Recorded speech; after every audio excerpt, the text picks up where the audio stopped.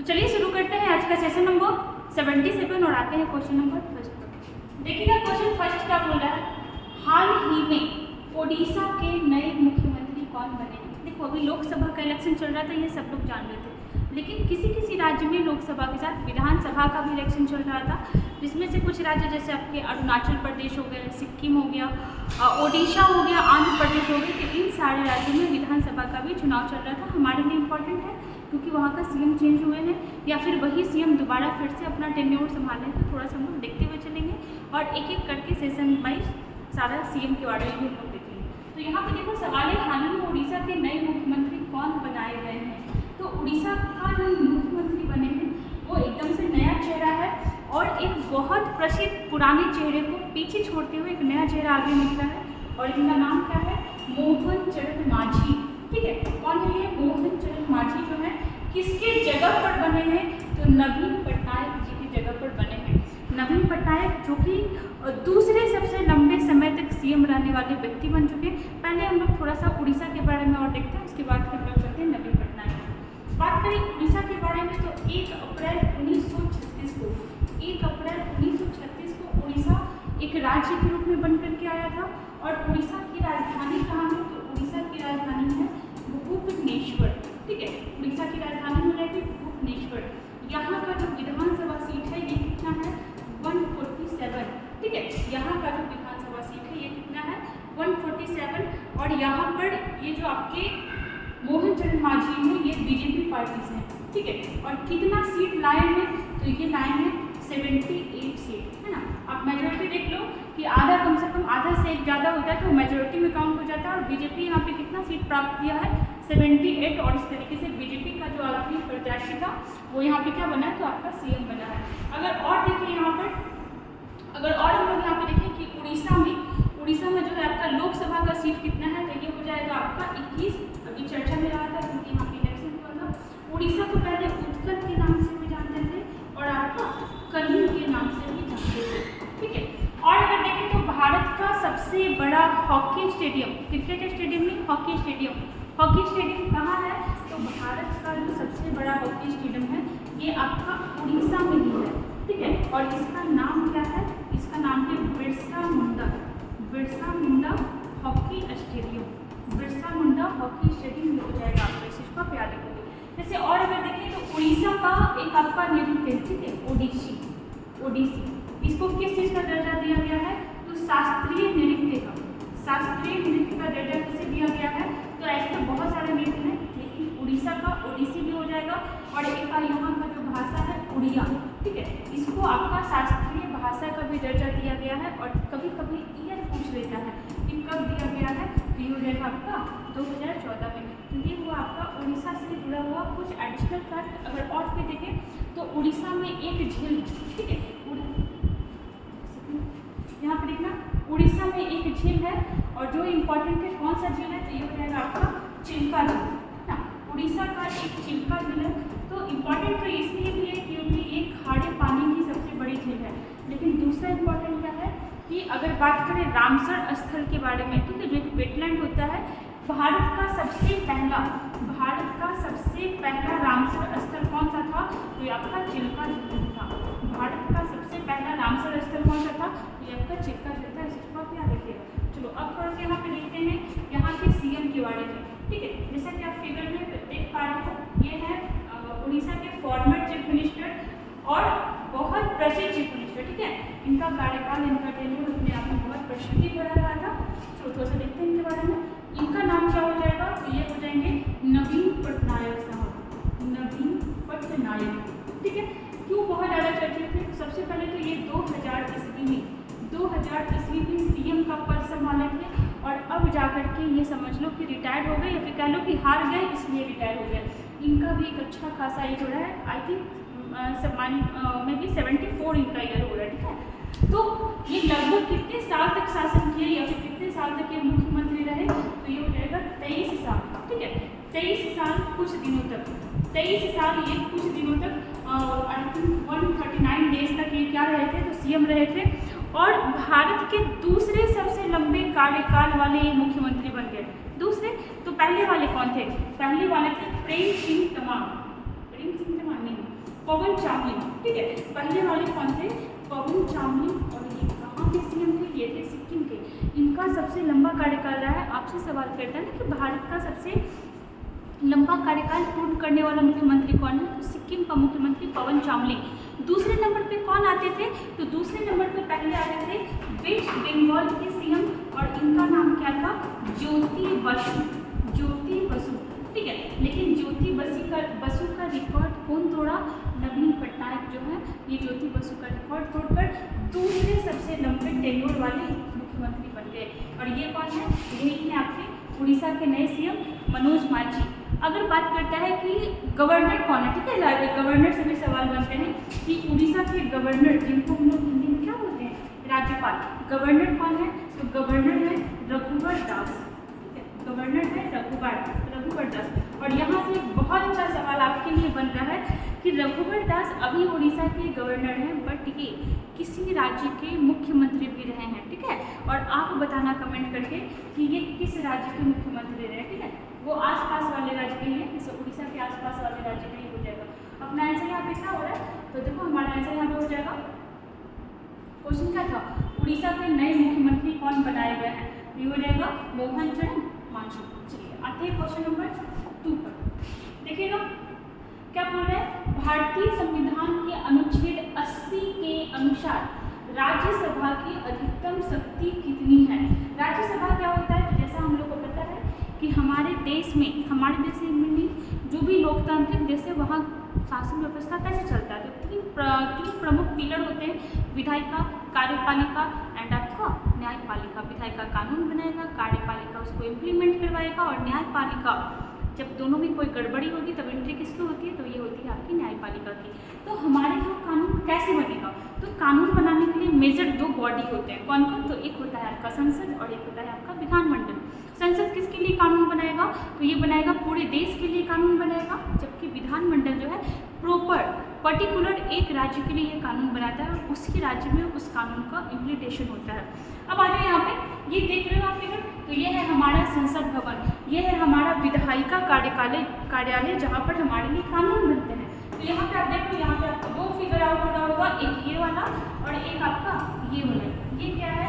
ये था हमारा पुराना संसद भवन जिसको अभी म्यूजियम टाइप से बना दिया गया है, और ये है हमारा नया संसद भवन जिसका इनॉग्रेशन कब हुआ था? तो इसका इनॉग्रेशन का डेट आप याद रखिएगा, 23 मई 2023 को नए संसद भवन का इनॉग्रेशन हुआ था। क्या संसद संवैधानिक सदन है, संवैधानिक बॉडी है? तो जी हाँ, सबसे बड़ा संवैधानिक बॉडी तो सबका संसद ही हो जाएगा। संसद का चर्चा संविधान में कहाँ किया गया है? तो संसद का जो चर्चा है संविधान में, यहाँ पे आप देखना, संविधान में किया गया है आर्टिकल 79 में, ठीक है। कहाँ किया गया है? आर्टिकल 79 में। और 79 में क्या बोलता है कि संसद के 3 प्रमुख भाग होंगे। कौन कौन? लोकसभा, राज्यसभा और आपका सबसे मेजर पार्ट होगा राष्ट्रपति, है ना। राष्ट्रपति जब ये तीनों इकट्ठे मिलते हैं तो ये क्या कहलाते हैं? ये संसद कहलाते हैं, जो हमारे लिए कानून बनाएगा। चलो देखते हैं यहाँ पे क्वेश्चन क्या पूछा था अपने से। भारतीय संविधान के अनुच्छेद 80 के अनुसार राज्यसभा की अधिकतम शक्ति कितनी होती है? कहने का अर्थ यहाँ पे ये पूछ रहा है कि राज्यसभा में मैक्सिमम कितने सांसद बैठ सकते हैं। तो चलो देखते हैं यहाँ पे थोड़ी सी राज्यसभा के बारे में। अगर देखें तो राज्यसभा का चर्चा किस अनुच्छेद में किया गया है? तो अनुच्छेद हो जाएगा 80।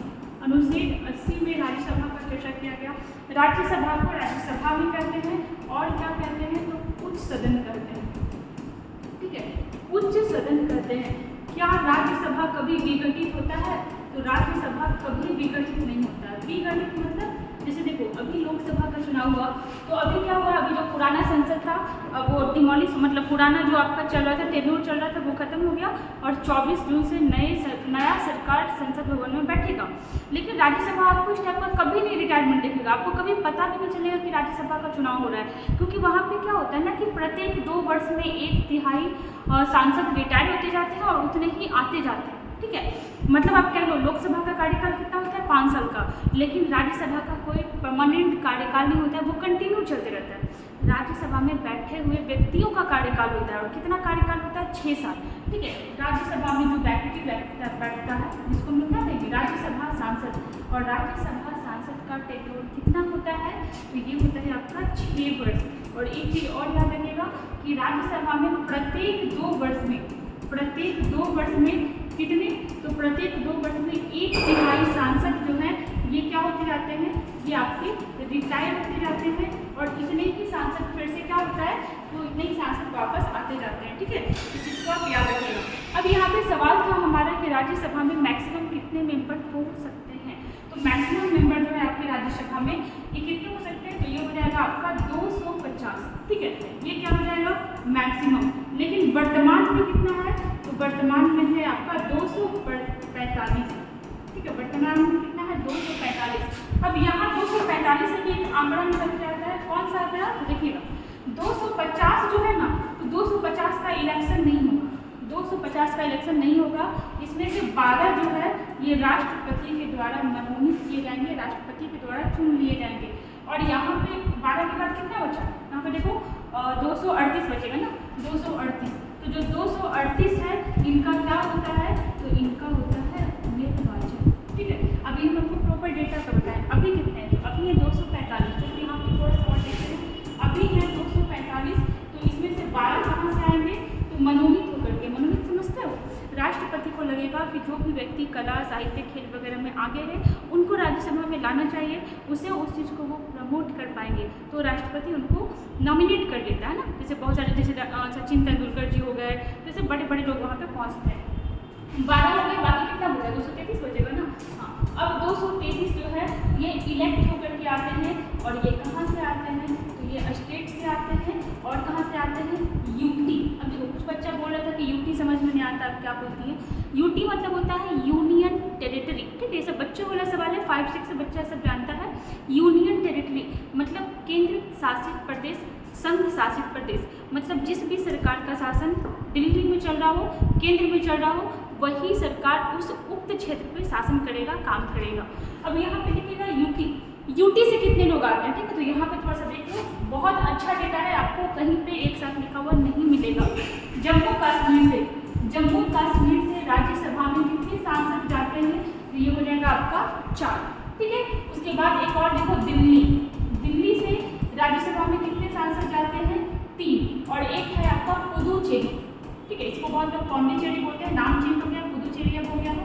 यहाँ से कितने जाते हैं, 1। मतलब टोटल मिला करके यूनियन टेरिटरी से राज्यसभा में कितने मेंबर पहुँचते हैं, तो ये 8 पहुँचते हैं। इन सारी चीज़ों को आप याद रखिएगा।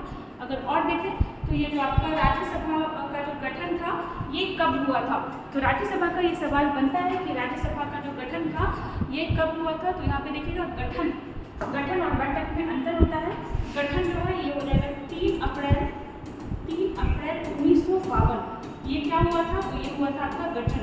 और अगर बात करें बैठक का, ठीक है, तो बैठक राज्यसभा हो या लोकसभा हो, दोनों का एक ही दिन हुआ था, 13 मई 1952 को, 1952 को। जैसे लोकसभा में हम लोग को अब तो याद भी हो जाना चाहिए आप लोग को कि लोकसभा में सबसे ज़्यादा मेंबर किस राज्य से आता है, तो जाहिर सी बात है जहाँ जनसंख्या ज़्यादा होगा, क्योंकि जनसंख्या के आधार पर ही ना तो प्रतिनिधित्व होता है। तो लोकसभा से सबसे ज़्यादा यूपी से जाता है, कितना जाता है, तो 80 जाता है। यहाँ पे अगर देखें तो राज्यसभा में भी सबसे ज़्यादा सांसद किस राज्य से जाता है, तो ऑब्वियस सी बात है कि यूपी से ही जाएगा। बट कितने जाएंगे, तो यहाँ पे देखना यूपी से कितना जाता है, तो चलो यहाँ पे देखते हैं, हमें पता नहीं चला। चलो देखो यहाँ पे यूपी से कितने जाते हैं, तो यूपी से तो सबसे ज़्यादा जाएगा, मेरी पहले तो यूपी से सबसे ज़्यादा हो जाएगा, फिर होगा आपका महाराष्ट्र से, फिर होगा आपका, फिर कहाँ से हो जाएगा, फिर होगा आपका तमिलनाडु से, देन अपने बिहार से, और जितने बिहार से जाते हैं ना उतने ही आपके जाते हैं वेस्ट बंगाल से। चलो इसका डेटा हम लोग देखते हैं कि यूपी से कितने जाते हैं।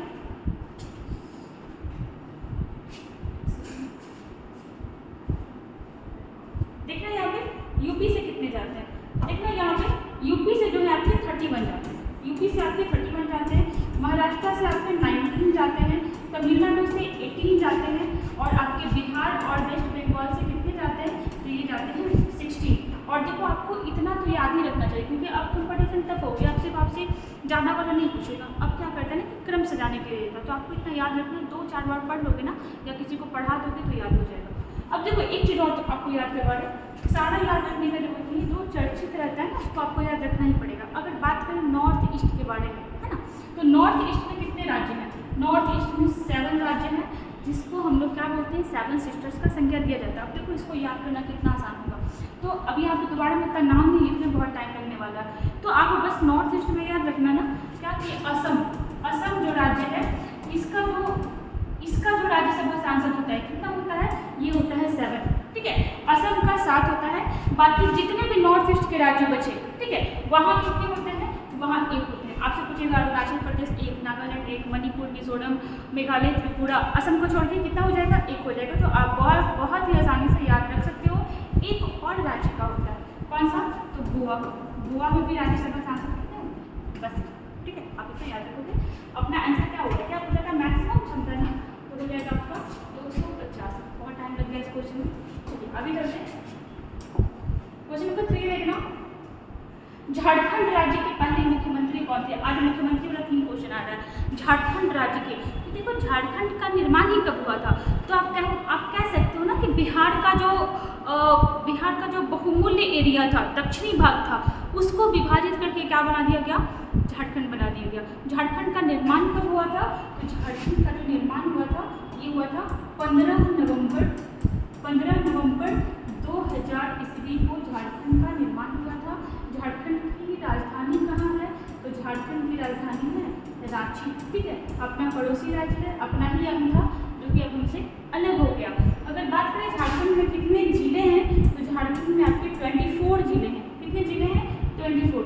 और अगर अभी देखें कि अभी के टाइम में झारखंड के सीएम कौन है, मुख्यमंत्री कौन है, तो ये हो जाएंगे चंपई सोरेन। आप नाम सुने होंगे झारखंड में, शिबू सोरेन, हेमंत सोरेन, चंपई सोरेन, तो ये सारे वही सोरेन वाले हैं। ये कौन है अभी, तो ये है आपके सीएम। और अगर बात करें गवर्नर के बारे में, तो ये है सीपी राधाकृष्णन, ठीक है। ये क्या है, सीपी राधाकृष्णन। ये क्या हो जाएंगे, तो ये हो जाएंगे आपके गवर्नर। अब देखो यहाँ पे क्या पूछा कि झारखंड राज्य के पहले मुख्यमंत्री कौन थे, तो झारखंड राज्य के पहले मुख्यमंत्री जो थे ये थे बाबूलाल मरांडी, ठीक है। झारखंड राज्य के जो पहले मुख्यमंत्री थे ये कौन थे, तो ये थे आपके बाबूलाल मरांडी, इस चीज़ को याद रखिएगा। और बिहार का दक्षिणी एरिया को विभाजित करके 15 नवंबर 2000 को झारखंड एक राज्य के रूप में बना। 15 नवंबर को क्यों बनाया गया, क्योंकि ये जो दिन है ये बिरसा मुंडा से संबंधित है, ठीक है। ये दिन जो है बिरसा मुंडा से संबंधित है। आपको बताना है कि 15 नवंबर को बिरसा मुंडा का जन्म हुआ था या उनकी मृत्यु हुई थी। पिछला सवाल का चलो आंसर हम आपको यहाँ पर बता ही दे रहे हैं। एक अच्छा सवाल पिछले पूछे थे कि रघुवर दास किसी राज्य के मुख्यमंत्री रहे थे जो अभी उड़ीसा के राज्यपाल हैं। किस राज्य के मुख्यमंत्री रहे थे, तो झारखंड के, ठीक है। रघुवर दास जो हैं ये झारखंड के सीएम रहे थे, इस चीज़ को याद रखिएगा। और अपने बिहार के कंपेयर में आज जो है झारखंड बहुत आगे निकल चुका है, इस चीज़ को याद रखिएगा। देखिएगा, हाल ही में प्रेम सिंह तमांग ने सिक्किम के कौन से में मुख्यमंत्री के रूप में शपथ ग्रहण किया। ये तीसरा क्वेश्चन आ गया सीएम वाला। चूँकि इंपॉर्टेंट है, आपको पढ़ना है कि चेंज हुए, ये सारे चेंज हुए हैं या फिर कह लो कि वही आदमी फिर से दोबारा शपथ लिए। तो बात हो रहा है सिक्किम के बारे में, ठीक है। सिक्किम जो है आपका नॉर्थ ईस्ट का राज्य है। 7 सिस्टर्स में काउंट होता है, बिल्कुल नहीं होता है। 7 सिस्टर्स में काउंट नहीं होता है। और अगर देखें तो यहाँ पे इस टाइप का अगर सिक्किम का ये स्ट्रक्चर है तो ये हर तरफ से अलग अलग राज्य से घिरा हुआ है, ठीक है। अलग अलग राज्य से घिरा हुआ है। जैसे देखिएगा यहाँ पे कौन हो जाएगा, तो यहाँ पे हो जाएगा आपका चीन कह लो या तिब्बत कह लो, ठीक है। यहाँ पे कौन सा देश हो जाएगा, यहाँ पे हो जाएगा भूटान। और यहाँ पे कौन सा देश हो जाएगा, तो यहाँ पे हो जाएगा आपका नेपाल। तो ये 3 देश से घिरा हुआ भारत का एक राज्य है। और यहाँ पे जो इसका बॉर्डर लगता है ये किससे लगता है, तो ये लगता है आपका वेस्ट बंगाल से इसका यहाँ पे बॉर्डर लगता है। बात करें सिक्किम के बारे में, तो सिक्किम जो है 36वां संविधान संशोधन 1975 द्वारा भारत का क्या बना था, तो भारत का राज्य बना था। और कितने नंबर का राज्य बना था, 22वें नंबर का राज्य बना था। सिक्किम की राजधानी क्या है, तो सिक्किम की राजधानी है गंगटोक। और देखिए कुछ सिक्किम के बारे में, तो अभी देखो कंचनजंगा एक्सप्रेस बहुत चर्चा में चल रहा है ना, फिर उसका एक्सीडेंट हो गया। तो कंचनजंगा राष्ट्रीय उद्यान जो है वो आपका कहाँ है, सिक्किम में है। कंचनजंगा नेशनल पार्क जो है ये कहाँ है, तो ये है आपका सिक्किम में एग्जिस्ट करता है। एक सवाल और बन सकता है कि भारत की सर्वोच्च चोटी कौन सी है और कहाँ है, ठीक है। यहाँ पे एक सवाल और चोटी है वो कौन सी और कहाँ है, तो कंचनजंगा चोटी ही भारत की, ठीक है, भारत की क्या हो जाएगी, सर्वोच्च चोटी हो जाएगी, ठीक है, जो भारत में अभी एग्जिस्ट कर रही है। K2 है, बट K2 अभी विवादित एरिया में है, वो प्रॉपर भारत का हिस्सा अभी नहीं है, इन फ्यूचर हो जाएगा बट अभी नहीं है। सवाल है यहाँ पे, हाल ही में प्रेम सिंह तमांग ने सिक्किम के कौन सेवें मुख्यमंत्री के रूप में शपथ लिए हैं, तो ये हो जाएगा, ये सिक्किम के 7वें मुख्यमंत्री बने हैं, ठीक है, कितने मुख्यमंत्री बने हैं, तो ये सिक्किम के 7वें और लगातार दूसरी बार, ठीक है, लगातार ये जो है दूसरी बार CM पद का शपथ लिए हैं, CM पद का शपथ लिए हैं। और एक क्वेश्चन यहाँ पे बन सकता है आपके लिए अच्छे लेवल का कि CM को उसके पद की उसके पद का जो शपथ है वो कौन दिलाता है, CM को उसके पद का जो शपथ है वो कौन दिलाता है, तो राज्यपाल दिलाता है। और यहाँ के राज्यपाल कौन है, सिक्किम के राज्यपाल कौन है, तो सिक्किम के राज्यपाल हो जाएंगे कौन, लक्ष्मण प्रसाद आचार्य, कौन हो जाएंगे, लक्ष्मण, यहाँ पे देखिएगा लक्ष्मण प्रसाद आचार्य जो है ये क्या हो जाएंगे, तो ये आपके सिक्किम के क्या हो जाएंगे, ये सिक्किम के राज्यपाल हो जाएंगे। इन सारी बातों को आप याद रखिएगा, ठीक ना। चलिए आगे बढ़ते हैं। हाँ, एक चीज़ और देखिए याद रखिएगा, बहुत ही अच्छी बात, जैसे यहाँ का जो विधानसभा, देखो आपको एक चीज़ और पता होना चाहिए कि जब आप लोकसभा का चुनाव में भाग लेते हो ना, तो आप क्या चुनते हो, आप देश के लिए प्रधानमंत्री चुनते हो, लेकिन जब आप विधानसभा के चुनाव में भाग लेते हो तो आप अपने राज्य के लिए मुख्यमंत्री चुनते हो।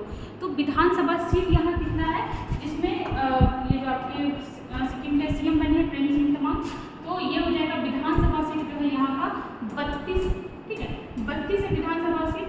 और ये जो है कितने सीट लाए हैं, कितने सीट पे इनका विजय हुआ है, 31, मतलब कह लो कि एकदम से बहुमत ही मिल गया इनको 99%, है ना। 32 में से 31 सीट इनको मिला है, और किस पार्टी के हैं, तो सिक्किम क्रांतिकारी मोर्चा, इनके पार्टी जैसे BJP हो गया, आप हो गया, कांग्रेस हो गया, वैसे ही इनके पार्टी का नाम क्या है, सिक्किम क्रांतिकारी मोर्चा। इन बातों को याद रखिएगा। आते हैं क्वेश्चन नंबर नेक्स्ट, इनमें से कौन सा मनुष्यों में पुरुष प्रजनन अंग का एक हिस्सा है, ठीक है। अगर बात करें मेल रिप्रोडक्टिव सिस्टम की स्टडी को क्या कहते हैं, तो इसे कहते हैं एंड्रोलॉजी। जब आप मेल के रिप्रोडक्टिव सिस्टम के बारे में डिटेल से पढ़ाई करते हो तो वो ब्रांच क्या कहलाता है, वो ब्रांच कहलाता है आपका एंड्रोलॉजी।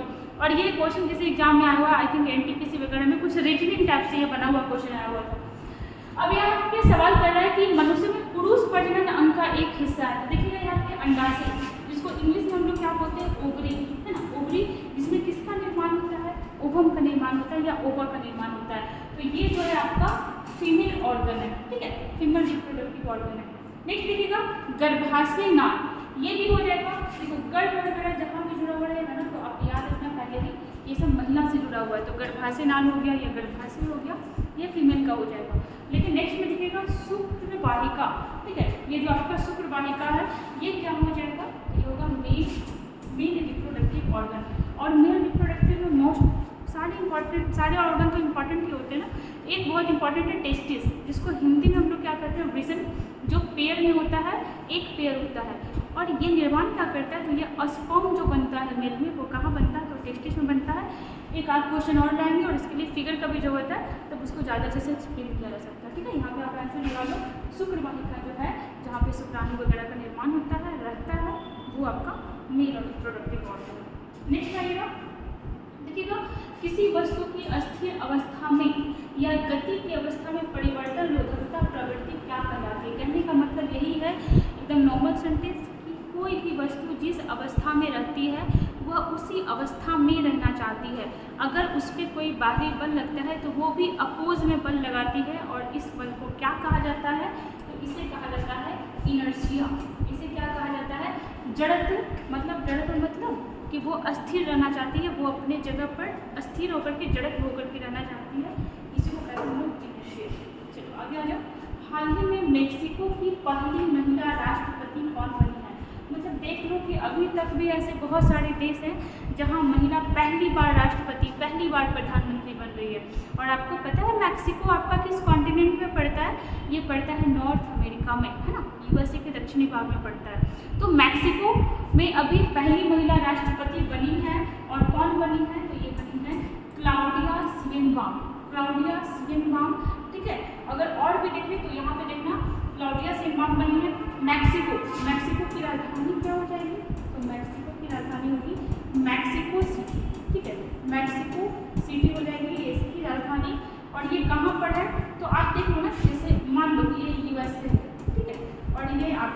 मैक्सिको है, तो मैक्सिको और यूएसए के बीच जो बॉर्डर लगाते हैं ना, तो एक नदी यहाँ पे बहती है, ठीक है, एक नदी यहाँ पर बहती है। कौन सी नदी बहती है? तो ये बहती है रियो ग्रांडे नदी। रियो ग्रांडे नदी जो है ये किसके बीच बॉर्डर बनाता है? तो यूएसए और मैक्सिको बीच।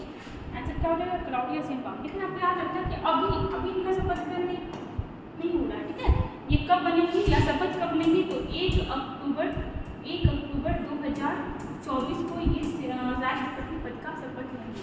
देखो अब यहाँ पे बात आया है पहली महिला राष्ट्रपति का, तो चलो कुछ और देख लेते हैं। आप ये बताओ कि पूरे विश्व में पहली महिला राष्ट्रपति किस देश में बनी थी, कब बनी थी, कौन बनी थी? इंपॉर्टेंट है, चलिए देखते हैं। पूरे विश्व में तो पहली बार जो बनी थी ये बनी थी अर्जेंटीना की। कब बनी थी? तो 1974 में बनी थी, ठीक है। 1974 में, सोच लो कितना पहले बनी थी।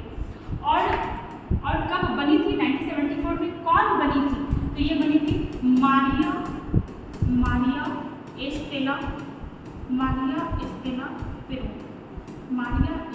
पेरोन जो है ये आपके अर्जेंटीना की राष्ट्रपति बनी थी पहली महिला। चलो अपने बिहार का भी भारत का, चलो अपने भारत का भी देख लेते हैं। तो भारत में पहली महिला राष्ट्रपति कौन बनी थी? तो भारत में जो बनी थी प्रतिभा देवी सिंह पाटिल। और ये कब बनी थी? तो ये बनी थी आपकी 2007 से 2012 तक, क्योंकि 5 साल का टेन्योर होता है। 2007 से लेकर के 2012 तक भारत के कौन थे? तो ये थी आपकी प्रतिभा देवी सिंह पाटिल। तो यहाँ पे आंसर क्या हो जाएगा? Option number D, Claudia Sheinbaum. देखो शेख हसीना, आप इसको इग्नोर नहीं कर सकते हो, ठीक है, क्योंकि अपने आप में ये भी रिकॉर्ड बना चुकी है। ये बांग्लादेश की पीएम है और लगातार ये, वैसे लगातार नहीं, बीच में एक बार का स्किप हुआ था, लेकिन ये 5 बार प्रधानमंत्री रह चुकी हैं शेख हसीना बांग्लादेश, ठीक है। चलो आते हैं क्वेश्चन नंबर नेक्स्ट में। देखना क्वेश्चन नंबर 1, अगले थल सेना अध्यक्ष के रूप में किसे नियुक्त किया गया है? हमारे भारत में 3 प्रकार के सेना होते हैं, थल सेना, नौसेना और आपका वायु सेना। तो जो अभी थल सेना है और बहुत प्रमुख चेहरा रहे थे, जिनके जगह पे अभी एक नया चेहरा आ रहा है, कौन थे? तो चलो यहाँ पे लिखेगा मनोज पांडे के स्थान पर कौन आ रहे हैं? तो लेफ्टिनेंट जनरल उपेंद्र द्विवेदी जो हैं ये क्या बन रहे हैं? तो ये भारतीय सेना में नए थल सेना अध्यक्ष बने हैं। बात करें नौसेना का, ठीक है, अगर बात करें कि नौसेना के जो अध्यक्ष हैं, नौसेना को ले लो और एक आपको बचता है वायुसेना, ठीक है। सवाल बनते हैं, सब याद रखिएगा कि नौसेना के अध्यक्ष कौन है, वायुसेना के कौन है? तो नौसेना के हो जाएंगे त्रिपाठी साहब, दिनेश कुमार त्रिपाठी जो है ये हो जाएंगे आपकी नौसेना या जल सेना भी इसको कहा जाता है। वायुसेना देखें तो ये हो जाएंगे विवेक राम चौधरी जो है ये हो जाएंगे आपकी वायुसेना के अध्यक्ष। और ये सब आपको याद रखना चाहिए, करेंट के लिए भी इंपॉर्टेंट है, स्टैटिक नहीं कर सकते ना, तो ये चेंज होता रहता है। तो ये हो गया। वैसे अगर और हम लोग यहाँ पे देखिए आईटीबीपी, ठीक है, आईटीबीपी के अध्यक्ष कौन है? आईटीबीपी, चलो फुल फॉर्म भी देख लो इसका, इंडो टाइबेट बॉर्डर पुलिस। इसके कौन है अध्यक्ष? तो इसके हो जाएंगे राहुल रस्तोगी, ये इसके हो जाएंगे ना, इसके अध्यक्ष क्वेश्चन बनते हैं। अगर और देखिए CISF, ठीक है, CISF के कौन हो जाएंगे? CISF, इसका चर्चा भी हुआ था, एक लेडी की वजह से ये बहुत चर्चा में आ जाएगा। सेंट्रल इंडस्ट्रियल सिक्योरिटी फोर्स, इसकी कौन है? तो इसकी है नीना सिंह। पिछले 1, 2, 4, 5 दिन पहले एक वीडियो आया था, उसमें हम नीना सिंह नहीं बताए थे। देखिए वो चेंज हो गए, जो हम बताए थे ना वो पहले के थे, अभी चेंज होकर के कौन है? ये है आपके नीना सिंह, इस को याद रखिएगा। ये हो गए आपके CISF के। वही अगर देखें CRPF के कौन है? तो CRPF के हो जाएंगे अनीस दयाल, ठीक है। CRPF के कौन हो जाएंगे? CRPF हो जाएंगे अनीस दयाल, इस चीज़ को याद रखिएगा। CRPF का कौन हो जाएगा? मतलब फुल फॉर्म क्या हो जाएगा? तो यहाँ पे लिखिएगा सेंट्रल रिजर्व पुलिस फोर्स। तो ये सब कभी कभी क्वेश्चन बन जाता है, नहीं भी बनता है फिर भी आपको ये याद होना चाहिए, ये सब अच्छे क्वेश्चन है। तो यहाँ पे आंसर क्या हो जाएगा? तो आंसर हो जाएगा लेफ्टिनेंट जनरल उपेंद्र द्विवेदी जी, ये बन गए। आते हैं क्वेश्चन नंबर नेक्स्ट 9 में देखिएगा, बंगाल का अंतिम स्वतंत्र नवाब कौन था? गलती नहीं लगाना है यहाँ पे। क्वेश्चन ऐसा है ना कि अच्छा बच्चा इसको गलती लगा देगा। फिर से सवाल पढ़ना है, बंगाल का अंतिम स्वतंत्र नवाब कौन था, ठीक ना। और अगर यहाँ पे ऑप्शन रहेगा मुर्शिद कुली खां तो मैक्सिमम लोग मुर्शिद कुली खां लगा देंगे। अब यहाँ पे देखिएगा, अगर बात करें बंगाल के बारे में, ठीक है, अगर बात करें बंगाल के बारे में तो यहाँ पे देखना बंगाल जो था ये भारत का बहुत ही कह लो तो कामधेनु गाय टाइप का रीजन था, और मुगल के समय में ही आपका स्वतंत्र होने लगा था, तुरंत नहीं हुआ था, धीरे धीरे हुआ था। जैसे 1700 ईस्वी में औरंगजेब के द्वारा, थोड़ा सुन लो इसमें सुनने लायक चीज आता है। 1700 ईस्वी में औरंगजेब के द्वारा मुर्शिद कुली खां नामक व्यक्ति को क्या बनाया गया, तो बंगाल का दीवान बनाया गया, जो क्या करता था, क्योंकि टैक्स कलेक्शन करने का काम करता था। और उससे एक और पद होता था सूबेदार का, जो बड़ा पद होता था। तो मुर्शिद कुली खां जिसमें दीवान था, उसमें सूबेदार कौन बना था, अजीम मुशान। कौन बना था, अजीम मुशान। उसके बाद फिर मुर्शिद कुली खां धीरे धीरे मजबूत कर रहा था खुद को, फिर वो सूबेदार भी बना, और फिर सूबेदार बनने के बाद एक टाइम ऐसा आया कि मुर्शिद कुली खां बंगाल का पहला स्वतंत्र नवाब बना, बंगाल का पहला। यहाँ पे पहला नहीं पूछा है, यहाँ पे अंतिम पूछा है। मुर्शिद कुली खां बहुत काम किया, और फिर बंगाल में धीरे धीरे बहुत सारे नवाब आए, जैसे मुर्शिद कुली खां आया, फिर आपका सुजाउद्दीन आया, फिर आपका सरफराज आया, फिर अलीवर्दी खां आया, फिर सिराजुद्दौला आया। सिराजुद्दौला के बाद कौन आया, तो सिराजुद्दौला के बाद मीर जाफ़र आया, फिर मीर कासिम आया, फिर से मीर जाफ़र आया, फिर आपका निजामुद्दीन आया और सैफुद्दीन आया। क्वेश्चन बनते हैं लास्ट वाले सेकंड को छोड़कर, तो यहाँ पे उतना सारा एक्सप्लेन नहीं कर सकते हैं। ऐसा करते हैं ना कि नेक्स्ट या फिर अगले वाले वीडियो में बंगाल का पूरा नवाब का क्वेश्चन ले लेते हैं, उसको कवर कर लेंगे, क्वेश्चन बनता है वहाँ से। तो यहाँ पे अपने से सवाल क्या पूछा था कि अंतिम स्वतंत्र पूछ रहा है। तो यहाँ पे देखना, जो शुरुआत का मुर्शिद कुली खां था, उसके बाद एक सुजाउद्दीन था, फिर एक सरफराज खां था, इसके बाद अलीवर्दी खां आया, और सबसे ज़्यादा इंपॉर्टेंट कौन था, जो बहुत शक्तिशाली था, प्रभुत्ववादी था, ये कौन था, ये था आपका सिराजुद्दौला। और सिराजुद्दौला जो कहते हैं ना कि अंग्रेज को नाको चनी चबा दिया था, हालत ख़राब कर दिया था। और इसके बाद वो कहते हैं ना कि आपको आपके जान पहचान के लोग सपोर्ट नहीं करेंगे, आपके लोग सपोर्ट नहीं करेंगे, अनजान लोग कर सकता है। तो यहीं पे हुआ था सिराजुद्दौला के साथ, सेम यही घटना हुआ। उसके जितने भी करीबी लोग थे सब लोग मिलकर उसको धोखा दिए, अंग्रेज को सपोर्ट किए, और ये बेचारा बहुत ही कम समय में, मतलब 1756 में ये नवाब बना, और 1757 में ये बेचारा मारा गया, ठीक है, अपने देश को बचाते बचाते, कह लो कि वीर गति इसको प्राप्त हुई। तो सिराजुद्दौला मारा गया, और इसके बाद अंग्रेज का कठपुतली नवाब बन के आया। और शुरुआत कहाँ से हुई थी, तो मीर जाफ़र से शुरुआत हुआ था, मीर जाफ़र। खैर मीर जाफ़र को भी समझ में आया उसने कितनी बड़ी गलती की थी, लेकिन गलती हो गया तो भुगतना पड़ेगा ही। यहाँ पे देखिएगा आंसर क्या हो जाएगा, तो देखो ये हो जाएगा मीर जाफ़र। ये नहीं अंतिम स्वतंत्र नवाब पूछा है ना, तो अंतिम कौन था, अंतिम था सिराजुद्दौला, ठीक है, ये तो कठपुतली रहा था ना। आंसर क्या हो जाएगा, सिराजुद्दौला। कंफ्यूज नहीं करना, पहला पूछेगा मुर्शिद कुली खां, अंतिम स्वतंत्र पूछेगा सिराजुद्दौला, क्योंकि इसके बाद कोई भी स्वतंत्र नहीं आया, सब अंग्रेज के हाथों पे नचने वाला व्यक्ति आया था।